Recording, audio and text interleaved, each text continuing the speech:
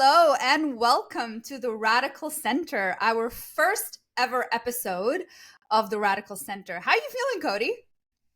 Feeling nervous, but I'm feeling good. Okay, that's Ready, good. Nervous and good. ready to get a lot of things off my chest and vent a little bit, and hopefully talk about some really important issues in this country. Well, I think you've come to the right place. Yeah, Venting and getting things off your chest is all I do these days. But yeah, yeah, so, so Cody, let's talk a little bit about who we are and why we're doing this, since this is our first episode, and our listeners are probably going to wonder, why should we listen to these two people? And I'll let you go first. Tell us a little bit about, what's your why? Why are you doing this? yeah. Well, obviously, my name is Cody Vatcher. I got into politics way back when I was in high school. It was just one of those things that I really, it's like sports.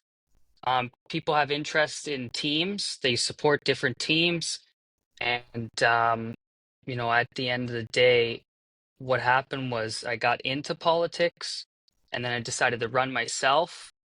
And I didn't get elected, but I learned a lot about the system. I learned a lot about the issues, and I learned about how the world really works when it comes to politics, not what you see online, what you see on, Facebook, Instagram, and Twitter. Um, so yeah, Yeah, and I think that's a huge, huge thing. The reality of, how things actually work versus what we see. My name's No Cadet Crew, and I've been in politics for a long time, probably most of my life, I would say. And I served 2 terms as a school board trustee in Mississauga, which were very exciting and busy, and some would say very loud terms. And I had a great time doing that. And I love public education. I still love public education. I also worked for many years in healthcare. I'm a mental health professional, and I run my own private practice for psychotherapy. mm, And outside of that, I'm still involved in politics. I mm, still, do political stuff here and there. I ran for city mm. council as well. And unfortunately, I came very close, but did not get elected. But you know what? Sometimes things happen, for a reason. And I think I'm starting to recognize what those reasons are, but I'm not going to get too philosophical on you today. Sometimes I will, but not today. Yeah. Um, my biggest why as to why I'm doing this is because I find, as we move forward and proceed with new media and how things work, and the social media realm, I find that there's so much polarization on the left and the right. You probably agree with me, Cody. We've talked about that. And I feel like there isn't a lot of room for balanced perspectives and centrist voices anymore. And I figured, what can I do about that? Mhm. And I'm like, well, let's create some space for some centrist voices, and bring bring a more balanced perspective to issues. So that's what we're doing, and I'm Yeah. really excited. I think this is going to be great. Yeah. Well, I definitely agree with you. And I don't know if you call it the mainstream or the corporate media or whatever you want to call it. Mm-hmm. Um, Traditional media, whatever you want to call it, it's dying, Mm-hmm. right? Whether it's print, cable, that's not where people are getting their Yeah. news. And long form podcasts like this is what's going to drive the future. That's how people, as the age demographics, as people get older and older, my prediction is that corporate media, mainstream media is not going to be around for much longer. And like for me, when I'm at work, all I listen to is podcasts. I listen Mm-hmm. to podcasts from the left, the right, the center, and that's predominantly where people get their information. And, there's a lot of conversation out there about the radical left, the radical right, but that's not where people are. Most people are in the radical center. And that's why we decided to name it the Radical Center. It's also going to be a space where we're not necessarily trying to convert each other to the other side. Mhm. We're not trying to have fierce and fiery debates to get clicks. We're here to have a conversation. And I'm hoping that what people get out of that is a better sense of what's really going on, how things really work in politics. And another big thing that I learned running for office was why political leaders make the decisions that they do. And I'm hoping that we'll even be able to get into that too. Yeah, absolutely. And I think we'll have a few guests here and there, some interesting people, some, people to give us more insight, teach us more, because we're also always learning. Mhm. So I'm really excited about that. So let's get right into it. Let's talk about federal politics and all of the drama in our federal government. There's a lot of drama in our federal government right now. Um, so let's talk a little bit about, our prime minister. Mhm. I was once a great fan of his, Mr. Trudeau. What do you think is going on with him? Put it mildly, I think he's screwed. I think Okay. the walls are closing in. I think that his party is angry at him. Canadians are angry at him. And, I think a lot of people just want to get rid of him. Yeah, and I think the most recent attempt by caucus members to bring a letter to his attention to ask him to leave, is significant. I don't think we Yeah. see that very often for a leader. And there's been multiple attempts by liberals themselves to tell him to. I mean, we've had anger from Canadians towards him for significant Right. time A since long time. COVID, really. Yeah. It's been a few Yeah. years that people have been really mad at this guy, right? But Yeah. he managed to win an election after COVID. So, the people gave him a mandate. Mhm. But now you're seeing those calls coming in from within the party, coming from within his own caucus, which Mhm. is really concerning for a leader. And I wonder what makes him hang on. I wonder what is the reason that makes him want to stay on after all of this. Right. So first I'll start with the letter, right? And, you know, I would say that the majority of caucus right now is looking at the results from the last few by-elections, and they're looking at the public polling that we've been seeing now for well over a year that Mhm. shows that the Conservatives, if the election were held today, would have a huge mandate. Mhm. And what I want to explain to people, it's not necessarily the why that I really care about, it's the how. So in the Conservative Party, there's a mechanism to get rid of the leader if caucus doesn't want the person to be the leader. In the Liberal Party, um, there is no mechanism. Mhm. So 24 or however many it was, there's probably more than that are angry at his leadership. But a certain number of MPs went into caucus and they want the prime minister to step aside because they think that they'll have a better shot in the next election without Trudeau as leader. But there's no mechanism to do that. Yeah. And my suspicion, just judging who he is, my suspicion is it has a lot to do with him being very self-centered, very egotistic, and somebody who truly believes that he could still win the election. And it was very interesting because Jody Wilson-Raybould gave her opinion on it all, and she was the former Attorney General, and she put it very diplomatically, which was that he just doesn't have it in him to be self-reflective, which is a very diplomatic way of putting it. Mhm.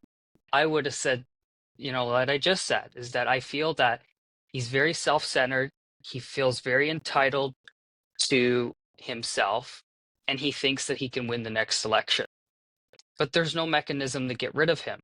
So if he's Mhm. not willing to step down, and if what caucus is telling him is not getting through to him, then it's kind of just status quo. Yeah. Yeah. And you're absolutely right. There's no leadership review mechanism federally. There is one provincially for the provincial Liberal Party. Um and I think you were right. I think there is some, I don't know exactly what he's thinking, but I think there has to be some sort of belief that he could somehow win the next election. Which brings me, this is a good segue into our next topic. I think it might have something to do with foreign interference. Hmm. I think they're betting a lot on that.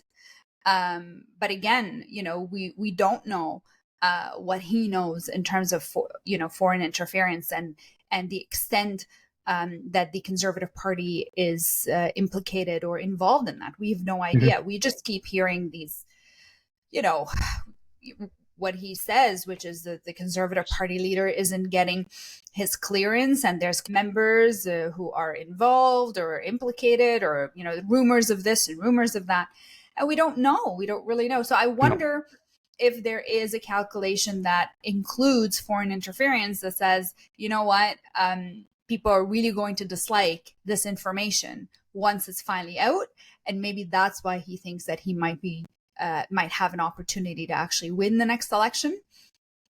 To be fair, a lot of the economic um, circumstances haven't necessarily been directly his fault, but I think how he handled them and the communication around it, which is really, really important, the most important part of politics is communication, unfortunately, has been quite bad.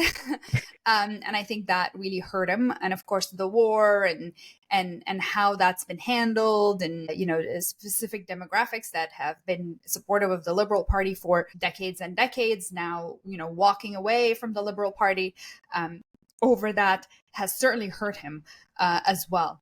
But what do you think? What do you think? We hear all this stuff about foreign interference. We don't really know any of the details. Nobody wants to tell us anything. It's almost like it's it's a secret among. I mean, I get it. It is a secret, but at some point, do you think we're gonna find out what all this information's about? I don't know. Like, I really don't know. Um, Mm-hmm. the what really frustrates me sometimes when we start talking about foreign interference is obviously the political nature of it. Now, if you take a step back and you look at the world, okay, you have the West, and then you have China, Russia, India. A lot of these countries overseas, they're jockeying to become military, economic superpowers across the world. They want to overtake countries like the US and Canada and the UK. My perspective is, and the way I assess it, is the Russian, the Chinese, and the Indians, whoever's interfering in our affairs, are not doing it because they want the conservatives, the liberals, or the NDP to win, or they want the Republicans or the Democrats in the US to win. My perspective is they don't care who wins. They just want to sow division and chaos in whatever country is willing to take the bait. And I think that it's reasonable to say that Trudeau is banking on this foreign interference topic to be able to point fingers at the Conservative Party for, allowing it, being complicit. Um, and yeah, I mean, it's an unknown for sure. But at the same time, when it comes to security clearance and like fighting over these little tiny things, um, Tom Mulcair, he was on CTV, and he said that he totally agrees with Pierre Poilievre's decision not to take security clearance, and his reasoning was the same as what Pierre Poilievre's reasoning is supposedly, which is that if he takes the security clearance, there will be things that he can't talk about in the public. And I feel that Justin Trudeau is a very smart um, political operator. He is smart. He did not become prime minister because he was dumb. as much as I don't want him to be prime minister. So yeah, I think that it is fair to question who, what, when, where, why, how, because we have to know Yeah. whether it's a conservative, a liberal, or a new Democrat, or a Green, or an independent, whoever it is. The Canadian public does need to know Hmm. who is wittingly or unwittingly being influenced by foreign governments. Yeah, for sure. And I think it's really important that that information becomes public. And also, for the people who are unaware that they're being influenced, maybe they need to know because, it might also help other parliamentarians understand what not to do because, I don't even understand what it means to be influenced without knowing that that they are being influenced. But it would be good information for everybody to be more aware of. Next election, federal election. What do you say? March, or will we make it to the fall? Well, that's a loaded question, right? I Mm-hmm. mean, of course, the government can fall at any time. And I think it hinges on the NDP. Um, I don't think Jagmeet Singh wants an election. Um, Many different reasons.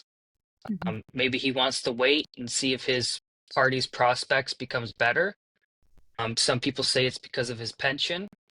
Um, there's a lot of reasons Mm-hmm. why the NDP doesn't want an election. Um, Conservatives are ready to go because they feel like they're going to win, and Yeah. it's a safe bet. If the election were held today, chances are it'll be a pretty big conservative majority. Mm-hmm. I still think that it'll be next year Mm-hmm. unless something drastic changes. You can sit there all day and you could say, well, what if these 24 MPs decide that they're going to abstain or they're going to vote against the government? Like that Yeah. to me is not very realistic because at the end of the day, the 24 MPs that signed the letter, they want to win their next election, Yeah. right? So I don't think that they're going to pull the rug out from under themselves, so to speak. I still I think don't see next that. year, Yeah, I yeah, don't see that happening either. It would also have significant implications to them getting their nominations. Again, it's risky to go against your leader. Like it's really risky, and yeah, even that's signing that letter is very very risky. But to actually go out there and vote against your own party to bring down the government, knowing that the polls are saying what they're saying, I can't see that happening. I agree with you. right, I think it'll right. definitely be next year sometime. I would probably say, honestly, I think we're going to make it to the fall. Part of me thinks that we're going to make it to the fall, but maybe a spring election, depending on what's going on and how the NDP is doing. I think you're right about that. I think the Mhm. NDP is going to be, still making the decision. And it's interesting because they, to on one hand, they ripped up the supply and confidence agreement. But on the other hand, they are continuing to keep the government in power. Um, but it was a good way for them to get out of being labeled as a part of the government. Now they are independent from the government, but they get to decide whether to go to an election or not based on issues, and I think that was a smart thing for Jagmeet to do. Let's get to the provincial stuff, the provincial scene. There's a lot going on. Cody, where do the parties stand right now? How are they doing? Are the Liberals back on top, or is it still a Ford government all the way to 2030? I think there's one statement that I think is clear that I can say definitively is that Doug Ford himself is the undisputed leader in Ontario politics. Yeah. Um, the guy has wit, he's smart politically, and it's kind of hard to find bad things to say about him um, because of how he can adapt to public sentiment. And I think that if the election were held today, um, it could be anything from a bigger majority to the same to a smaller majority. I think that a minority government is the least likeliest of outcomes, and I think we fall somewhere in the middle where he'll still be the premier whenever the next election is called. Yeah, and I agree with that. I think that's a pretty fair assessment. I think a change in government is not within the realm of possibilities for the next election. I think I think the opposition leaders have a lot of work to do. I think especially Bonnie. Things could have been done differently that could have helped her quite a bit, and I think we'll get into more of that as the election as time progresses.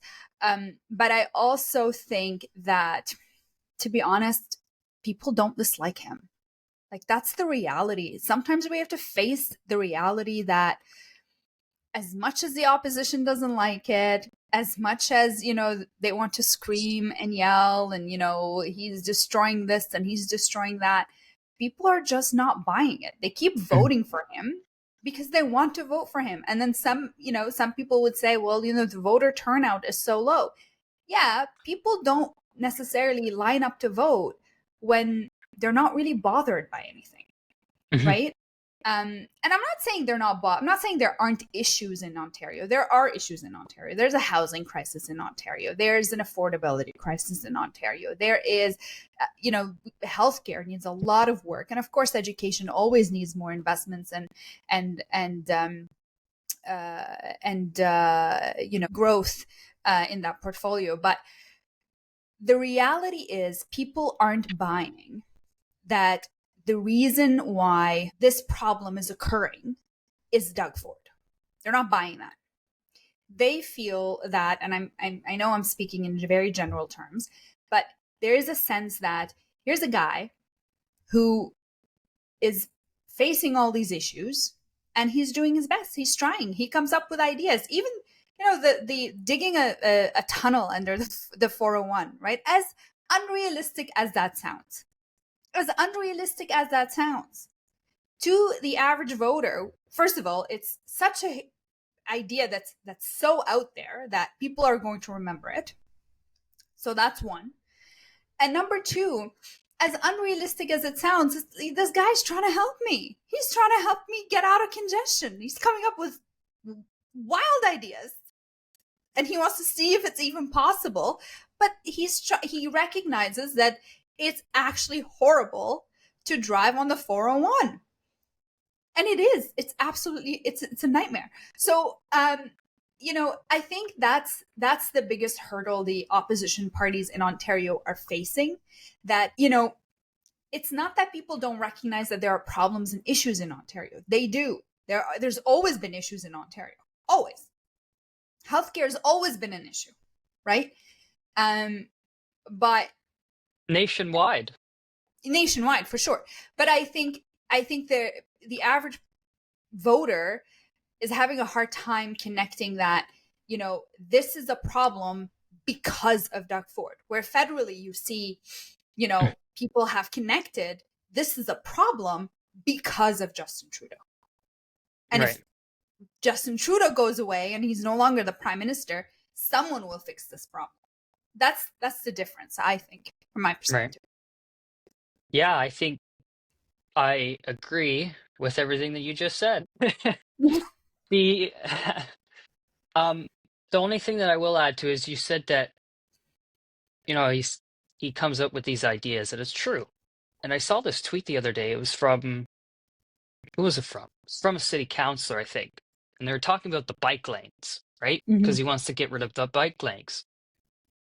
And she typed this tweet and she said, well, Doug Ford gets a taxpayer-funded limousine and he wants to get rid of the bike lanes because he's sitting there and he can't get from point A to point B.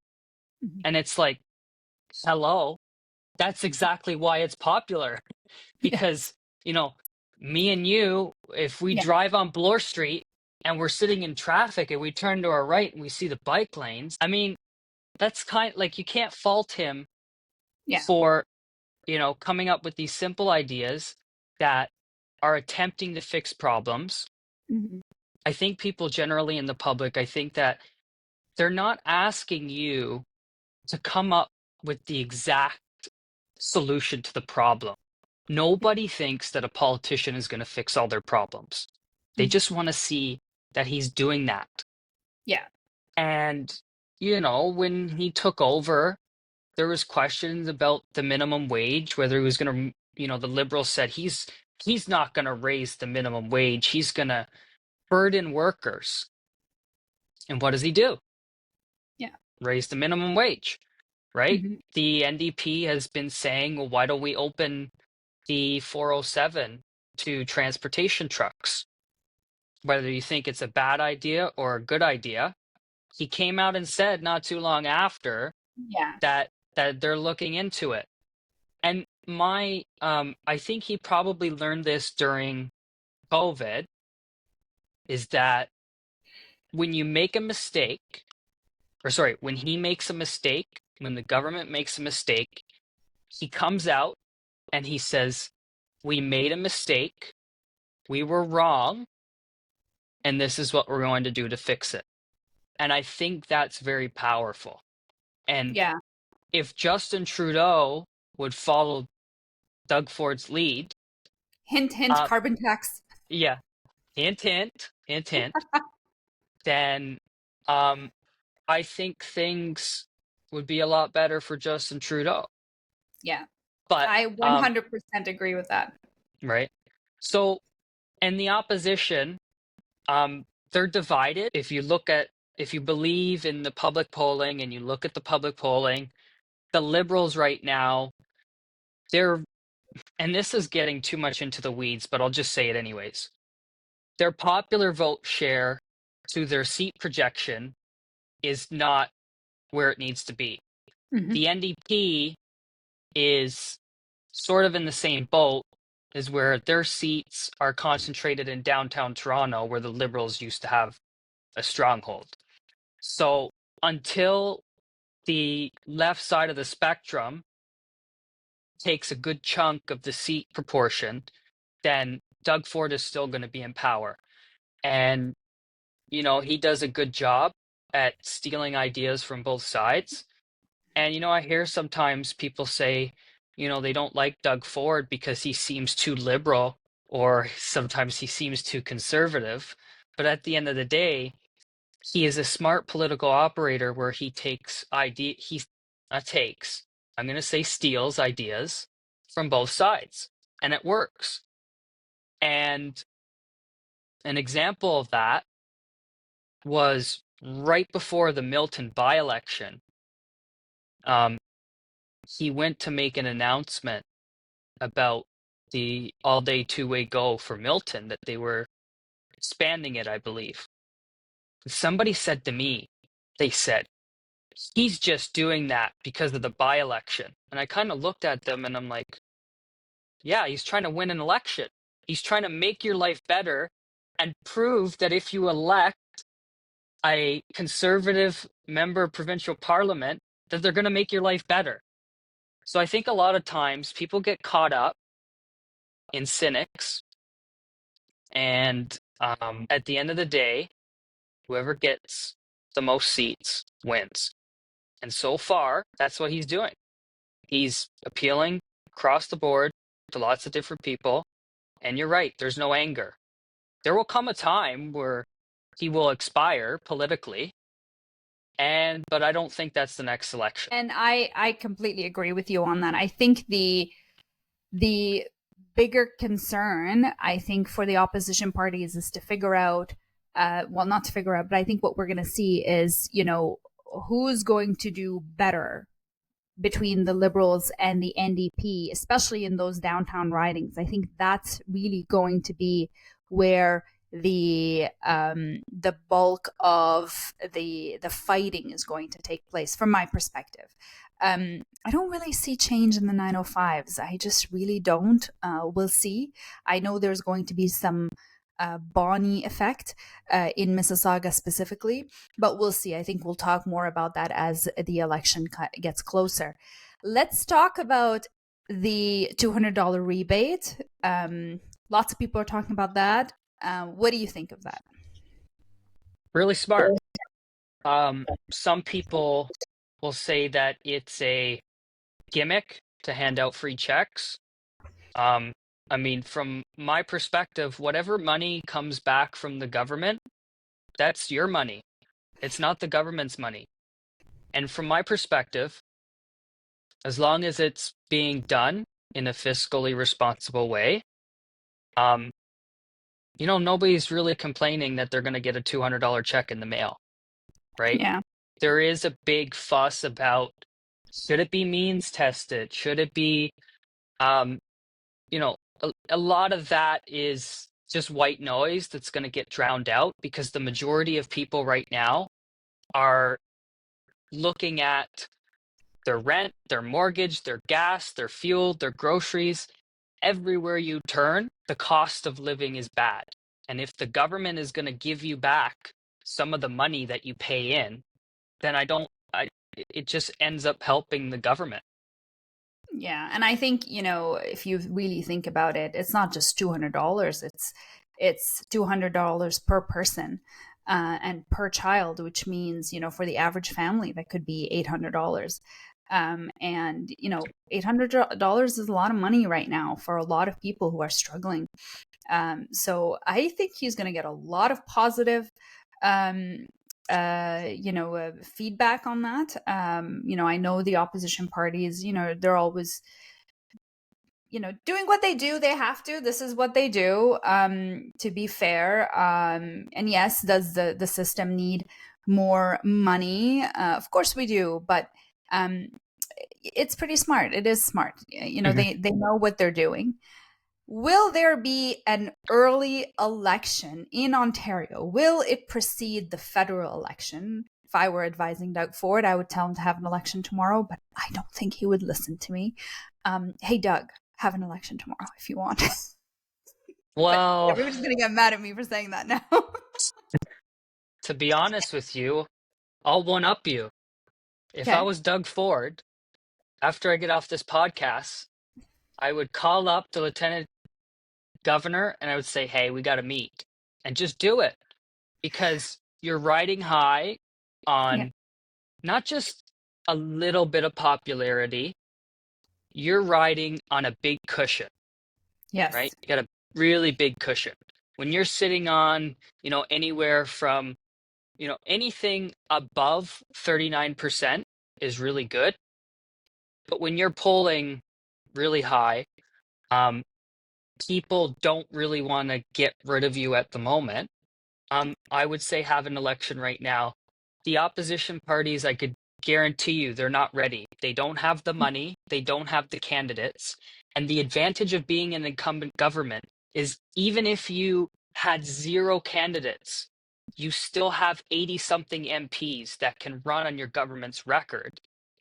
And, you can appoint people. The party leader has wide power to say you're the candidate, you're not the candidate. And I just think right now, you say tomorrow, I say tonight. Okay. Well, there you go. Hey, Premier Ford, if you are listening to this podcast, which I think you should, there you go. You've got the green light to go ahead and have an election. Let's talk for a few minutes, not for long, because we're going to wrap up shortly. This has been a wonderful conversation. Mhm. I really enjoyed it so far. But there's going to be a big American election next week. Oh, And really? is it next Oh, week? yeah. Yeah, it is. Yeah, it's Wait, like you made me doubt I myself for was a just second. yanking your leg there. It worked. Yeah. So we've been, their elections are so long. It does feel never ending.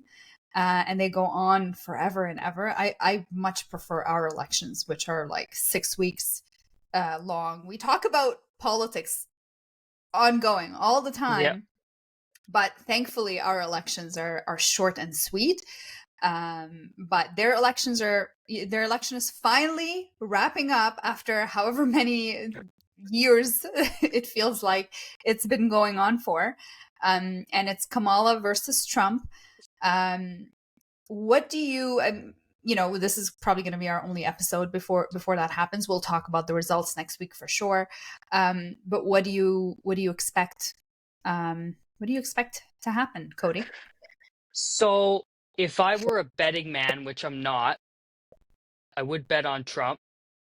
Um, I'm not a betting man, so it's kind of a cop out. But look, if it's about if people vote based on their pocketbook, then Donald Trump is going to win. Mhm. If they vote based on character, um, I think Kamala might have a shot at winning. But you're right, it's been an extremely unprecedented campaign, Mhm. and their polling, I want to caution everybody, their polling is very different Yes. from our polling. Um, Polling can be used to drive narratives, to drive fundraising, to shape the political conversation. And what I would say is that I really don't know what's going to happen after Tuesday because 50% of the country is going to be totally devastated. Mhm. And some of them, and I don't say this lightly, but 50% of that country is going to have a mental health breakdown because their candidate didn't win. And then the other 50% is going to be very happy. So, There's a lot of polarization, is significantly. We see a little bit of that in Canadian politics, but way more in the U.S. politics. I think I if I were to bet, which I don't, I would also bet that Trump is going to win. I don't know. Kamala had a really difficult time resonating with people like me. Like, I'm not an mm, American citizen, so I don't get a vote, but I should be mm, really drawn to her. Like, I should be like, wow, like I am your target audience. mhm, It's me, right? mhm, And I just don't. I'm not there. I'm like, I really, it's just not there for me. It's not doing it. I don't know why. It would be great to have a woman as president. It would be great to have a black woman as president. It would be great to have all of those things. And Trump does have an interesting personality. Let's just put it that way. But I don't know. I think the Biden administration has made a lot of mistakes and bad decisions, especially again similar to Trudeau's issue with losing a significant demographic that is a part of their base. mhm. I don't know what political parties are thinking when they're like walking away from their base and expecting them to come along and just vote for them anyway. I I don't know how Mhm. they'd expect that to happen, but that's basically that's the calculation that people made, that people will vote for them anyway uh, because of a fear of the Republicans, and I think that's just not translating. Yeah. Well, I think this is going to be um, a very controversial thing to say. Um, she started out with Joy, and I watched a lot of how she started out, and you could tell that there was energy in the Democratic base because, um, they had Biden. Mm-hmm. I don't think, and people kind of get angry at me for saying this, but I don't think Biden would have lost as bad as what they say. Because again, in America, polling is used to drive narratives and to make people feel better. Mm-hmm. A lot of the polling that came out showing him down in so many states, some of it I believed, but when you start seeing like really deep blue Democratic states saying that it's close, I didn't believe that because for everything that Joe Biden screwed up in that one debate, there's still a very polarized country. Mm-hmm. 50% are going to vote for one side, 50% are going to vote for the other. And Kamala has really failed to present even 3 clear things that she would do as president. Mm-hmm.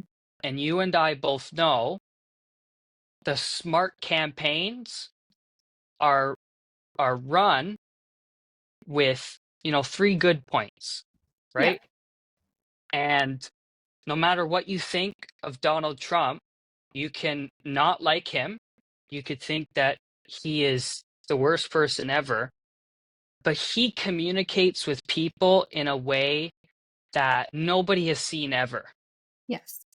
right?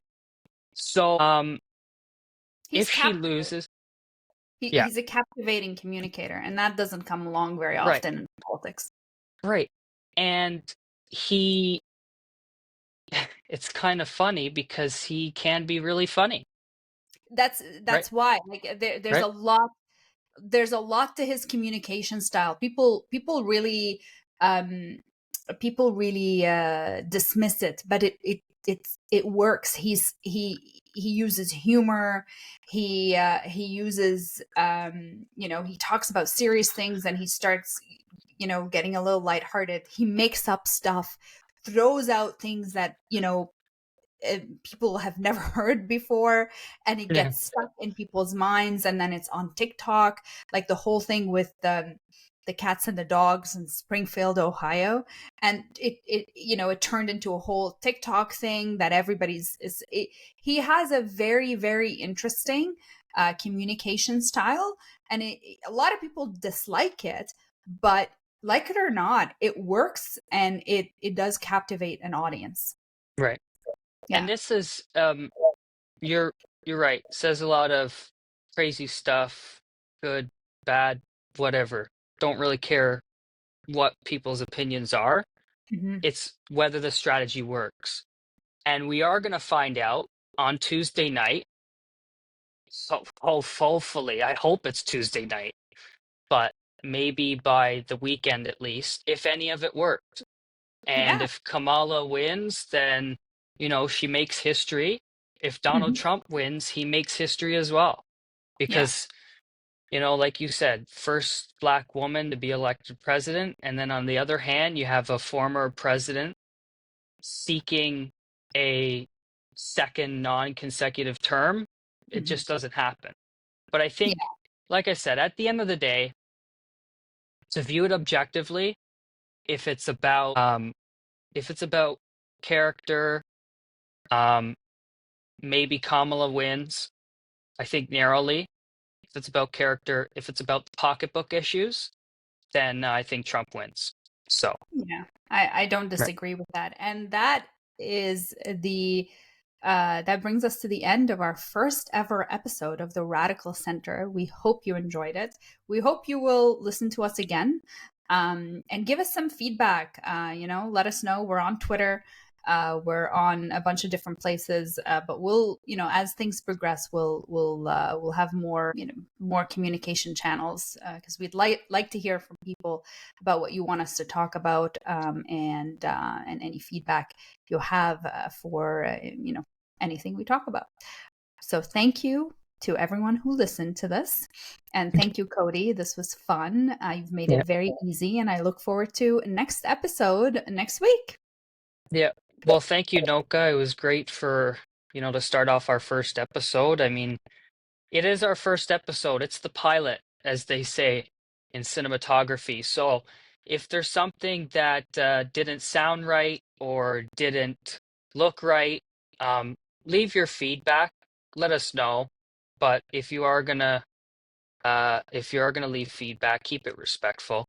And but yeah, I'm really looking forward to what we're gonna start to build here.